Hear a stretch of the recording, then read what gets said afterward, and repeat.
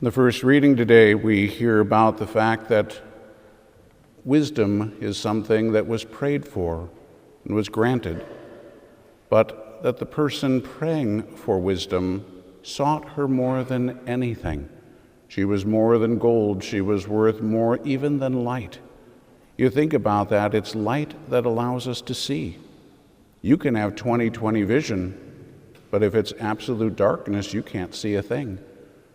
And so we have to have light in order to be able to see, but he said that he preferred her even to light because the glory of her doesn't even sleep.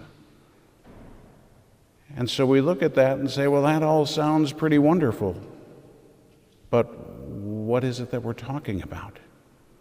Well, first of all, we need to listen to what he says toward the end of the reading. He says that those who gain this treasure win the friendship of God. Now it takes on an even greater importance.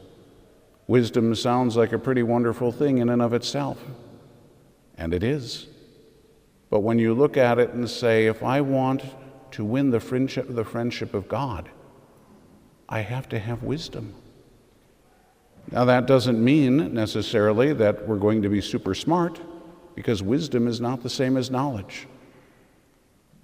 Knowledge is an intellectual thing. Wisdom, interestingly, is a virtue of the will, not of the mind.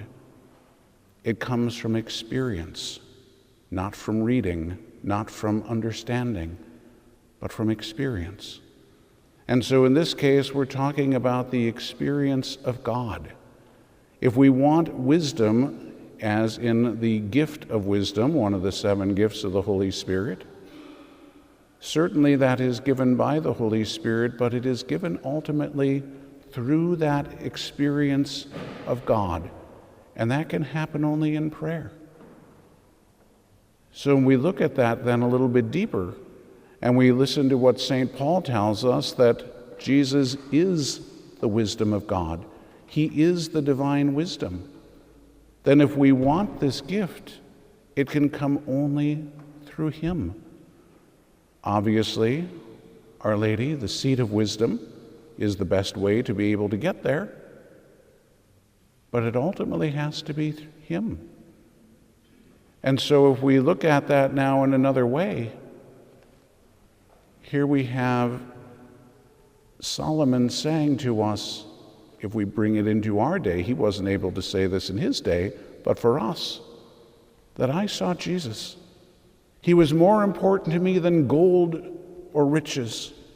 He was more important to me than any kind of honors. He was more important to me even than light itself. Can we say that? Can we honestly say that? That Jesus is more important to me than anything? Because what is friendship? If we want that friendship with God, it's a relationship. It is a union. And it comes only from the hearts opening up to one another. His heart is wide open to us. So there's nothing on his side that's blocking any kind of friendship. It's on our side that the heart tends to be very, very tight, slammed shut oftentimes and locked up. And that needs to be opened so that we can enter into that relationship with the Lord, so that we can enter into that friendship with him. And that comes only by spending time and by talking. By talking, I'm not saying about speaking words, I'm talking about the inner activity of the heart, being united with the Lord, being able to listen and being able to speak. Most of us don't have too much trouble speaking. Listening is a huge problem. I remember listening to Dr. Janet Smith one day, and she started a talk, and said that she was a part of a group, that 12-step group that she called Overtalkers Anonymous. You know how they call it Al-Anon and Narcanon and all that? She said, well, they just call her group On and On. on and on and on they go. And so that's what we do in prayer. Jesus said you do that in prayer. You think you're going to get a hearing just because of multiplication of words? He said it doesn't work. We need to go and be silent. Yes, we can talk, but we don't have to just spend the whole time just yapping to God. We need to listen. How many friends do you think you would have if you just talked and talked and talked and talked and never gave them an opportunity to talk? If you didn't listen to them, if you didn't care about them, how long are you going to be a friend? Can't even be one.